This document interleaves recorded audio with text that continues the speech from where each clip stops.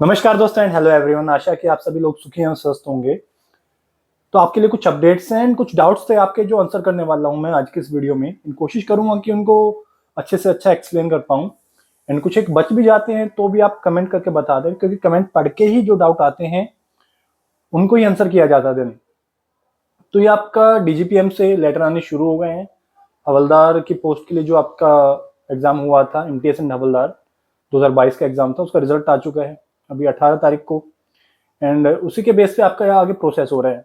तो इसमें लेटर आया है डीवी के लिए एंड इसमें काफ़ी पॉइंट्स दिए गए हैं। और आपका एसआर साउदर्न रीजन से भी आने शुरू हो गए हैं, तमिलनाडु से। ठीक है, इसी तरह आपके और रीजन से भी आ गए हैं। ठीक है, एनईआर का आपका लोकेशन आ गया, डब्ल्यूआर का आ गया आपका। ठीक है, एंड आपका केकेआर से भी आना शुरू हो गया, एमपीआर का भी आ गया है। तो ये डेट्स दी हुई इन्होंने कि 9/11/2023 को, ये उससे पहले कार्य दिवस पर उपस्थित होना है। डेट्स दी हुई हैं। ठीक है, इन सारे डॉक्यूमेंट्स की लिस्ट दी हुई है।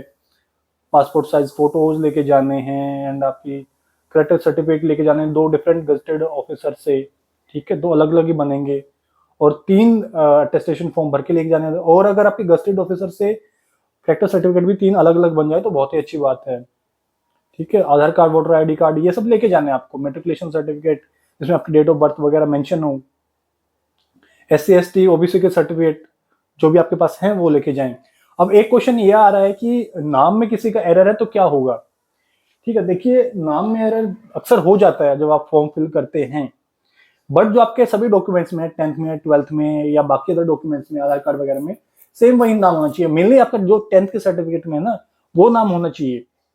अब बाकी डॉक्यूमेंट्स में आपका करेक्ट है और 10th में गलत है तो आपको 10th में अभी तक करेक्ट करा लेना चाहिए था। अभी तक किस बात का वेट कर रहे हो आप? ये तो है नहीं कि आपकी कल 10th पूरी हुई है। और अगर नहीं भी करेक्ट हुआ आपका तो करेक्शन के लिए डाल दीजिए पहले तो से, और अपना एफिडेविट बनवा के लेके जाइए मजिस्ट्रेट से। आपकी माता के नाम में दिक्कत है, आपके पिताजी के नाम में दिक्कत है, आपके नाम में कोई एक आधा अक्षर की दिक्कत है, ये नहीं कि आपका पूरा पूरा नाम चेंज है, उस केस में तो आपको रिजेक्ट किया जा सकता है। बट हाँ, थोड़ी बहुत दिक्कत है तो आप एफिडेविट बनवा के लेके जाइए। तो नाम में दिक्कत हुई, किसी भी नाम में दिक्कत है, आप सेम इस वीडियो को देख के भी आप क्वेश्चन करेंगे मेरे नाम में ये दिक्कत है, भाई जब सबके लिए यही बोला तो आपके लिए भी वही सोल्यूशन है एंड वही बेस्ट है, क्योंकि उससे अलग कोई सोल्यूशन है ही नहीं। एफिडेविट बनवा के लेके जाइए कि मेरा नाम ये सही है और एप्लीकेशन फॉर्म में या यहाँ पे मेरा ये गलत हो गया है और मेरे सही नाम को ही सही ट्रीट किया जाएगा, इससे आगे इसको ट्रीट किया जाएगा। ठीक है, वो बना देते हैं जहाँ पे भी आप बनवाने जाते हो ना, अपने आसपास पता कर लेना कहाँ पे बनता है एफिडेविट। ठीक है, उसके बाद आपका एड्रेस में इशू, कोई कह रहा है कि मेरा हाउस नंबर में इशू है, कोई कह रहा है कि मेरे टाउन का नाम नहीं है, सिटी का नाम नहीं है। तो देखिए, लेटर पहुंचने में आपकी दिक्कत हो सकती है बट इससे रिजेक्शन नहीं होगा आपका। ईमेल पे आ जाएगा आपका लेटर, घूमता फिरता आपका पोस्ट पे भी आ ही जाएगा लेटर। ठीक है, अगर आपने नंबर वंबर दिया है तो नंबर से कांटेक्ट हो जाता है आपका, और डिपार्टमेंट से कांटेक्ट करते रहिएगा। और रही बात एड्रेस, आप जाओगे डीवी के लिए अपने डिपार्टमेंट में तो वहां पे आपका करेक्शन हो जाएगा। वहां पे ऐसा नहीं है कि आपका एड्रेस एक बार जो लिख दिया गया वो हो गया। लेकिन हाँ, जब वहां जाओ वहां पे आप करेक्ट फिल करवाना, जो भी आपका फाइनल डिसीजन है कि भाई ये मेरा परमानेंट है, एड्रेस है, ये मुझे फिल करना, क्योंकि वो बाद में चेंज नहीं होता। एक बार सर्विस बुक में चढ़ गया तो उसके बाद चेंज नहीं होगा। ये नहीं कि फिर मैंने अब वहां पे जाके गलत कर दिया, सोच समझ के जाना अपना।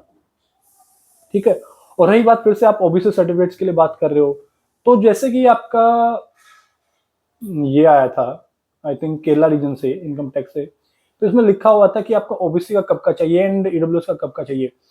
आप क्या करते हैं, क्वेश्चन पूछते हैं टेलीग्राम ग्रुप में और हम बताते हैं कि भी हाँ ईडब्ल्यूएस इस ईयर के लिए चाहिए। तो देन अगेन करते हैं पर्सनल मैसेज में कि सर मेरा ये है। भाई जब सेम रिप्लाई कर दिया तो वहां पे भी आपका सेम ही रिप्लाई रहेगा ना। तो जो ईडब्ल्यूएस का फाइनेंशियल ईयर होना चाहिए, वैलिड ईयर, फिर से मैं रिपीट कर रहा हूँ, यहाँ पे वैलिड ईयर है ये, वो होना चाहिए 22 से 23, और वो 21 से 22 के बेस पे बना होना चाहिए। ठीक है, और यही इसमें लिखा हुआ है। ठीक है, 22 से 23 का आपका होना चाहिए एंड 21 से 22 के ऊपर बना हुआ होना चाहिए, ये यहाँ पे लिखा भी है। ठीक है, फाइनेंशियली 21-22 की जो आपकी इनकम रही है, आपकी फैमिली इनकम रही है, उसके बेस पे 22-23 वैलिड ईयर के लिए होना चाहिए, valid for the financial year 2022 to 2023। जिसका भी ये है वो वैलिड है। क्रूशियल डेट का इसमें कोई खास इश्यू है नहीं ईडब्ल्यूएस के सर्टिफिकेट में। ओबीसी में जो इन्होंने क्रूशियल डेट्स दी हुई हैं वो इन्होंने दी हुई है, बिल्कुल दी हुई है। और ये रही आपकी ओबीसी की क्रूशियल डेट्स 25 फरवरी 2020 से, ये आई थिंक आपका 3 साल पहले last date of form fillup, मतलब क्रूशियल डेट से 3 साल पहले से 6 महीने बाद तक की आपकी डेट है, ठीक है, तो इसके पीरियड का आपका ओबीसी सर्टिफिकेट होना चाहिए। अगर इसके पीरियड का सर्टिफिकेट नहीं है आपका, तो क्या होगा? देखिए, डिपार्टमेंट आपको परेशान जरूर कर सकता है, ऐसा नहीं कि आपको परेशान नहीं करना चाहिए, कहें कि हमने बाद में बनवाया, ये तो गलत बात है। नहीं, गलती आपकी ही, आपने इस डेट में नहीं बनवाया। अब इस सिचुएशन में आपसे क्या करवाया जा सकता है? आज तक मैंने बहुत कम देखा कि इस बेस पे रिजेक्शन हुआ हो, बट अगर इस पीरियड का, इस टाइम पीरियड का आपके पास नहीं है, क्योंकि इसके बाद तो आपका सुप्रीम कोर्ट का जो ऑर्डर है वो भी आपका फेवर नहीं करता है 3 साल पहले से और 6 महीने बाद तक, ये नहीं है, तो आपसे बोला जा सकता है कि इस टाइम पीरियड में आप ओबीसी में आते थे, ये आपको लिखवाना होता है अपनी इशूइंग अथॉरिटी। इशूइंग अथॉरिटी वो होती है जहां से आपका ओबीसी सर्टिफिकेट बना है, और ओबीसी सर्टिफिकेट कोशिश कीजिए कि आपका जहां परमानेंट एड्रेस है वहीं से बनवाइए, ठीक है, क्योंकि वहीं से पॉसिबल है बनना, वहीं का आपका इनकम वगैरह, वहीं से आपका वेरिफिकेशन वगैरह होता है, ठीक है। और एनओसी अगर आप ऑलरेडी वर्किंग है, ये सब तो बात हो गई थी। तो OBC certificate and EWS certificate में ये है, एससी एसटी सर्टिफिकेट के बारे में कोई क्रूशियल डेट का इशू नहीं है। मेन उन्होंने जो दबाव दिया है वो सिर्फ और सिर्फ क्रूशियल डेट का दिया है ओबीसी सर्टिफिकेट के लिए, फाइनेंशियल ईयर का दिया है ईडब्ल्यूएस सर्टिफिकेट के लिए, क्योंकि ईडब्ल्यूएस सर्टिफिकेट आपका फाइनेंशियल ईयर पे ही डिपेंड करता है, वो पूरे 1 साल के लिए वैलिड होता है, अगले साल के लिए अगला बनता है फिर, ठीक है। तो इस तरह से आपका एडब्ल्यूएस एंड ओबीसी की बात हो गई, आपके एड्रेस की बात होगी, आपके नाम की बात होगी, यही बातें होती हैं। कुछ एक क्वेश्चन है कि हमारा 10th का सर्टिफिकेट अलग है, मार्कशीट अलग है, तो जो अलग अलग है वो दोनों लेके जाएं। किसी पे एक ही आता है मोस्टली में आजकल, जिसपे सर्टिफिकेट का मार्कशीट या मार्कशीट एंड सर्टिफिकेट या passing certificate and detail of marks ऐसे करके आते रहते डिफरेंट नाम से। तो अगर मार्क्स एंड आपका पासिंग सर्टिफिकेट सेम है तो कोई दिक्कत नहीं, एक ही चाहेगा।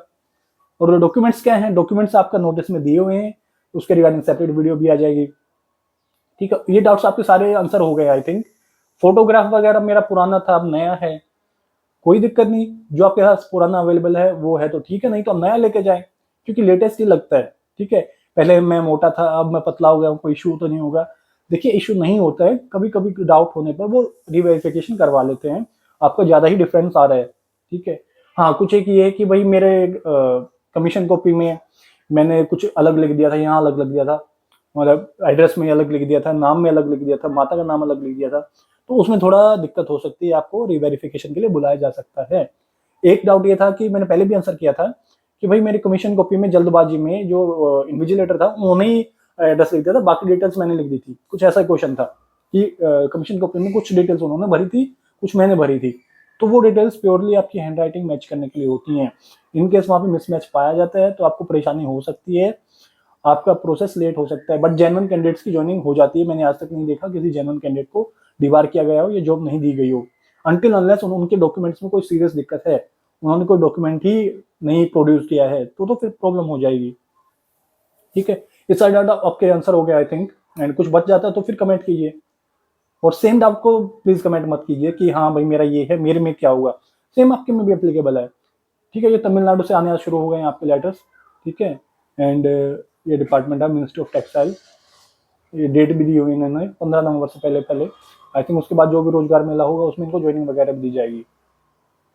और डीजीपीएम वाले लेटर में एक पॉइंट था कि आपको स्टेशन प्रेफरेंस के लिए मौका दिया जाएगा, तो हाँ वहाँ पे होता है, क्योंकि डीजीपीएम में आपको कोई स्पेसिफिक स्टेट नहीं मिलता, जो प्रेफरेंस आपको डाल देंगे वही आपको मिलने ही चांसेस होते हैं। तो इस वीडियो में बस इतना ही, वीडियो को लाइक एंड शेयर करें, मिलते हैं किसी नेक्स्ट वीडियो में, till then stay safe, stay healthy, bye bye, धन्यवाद, जय भारत।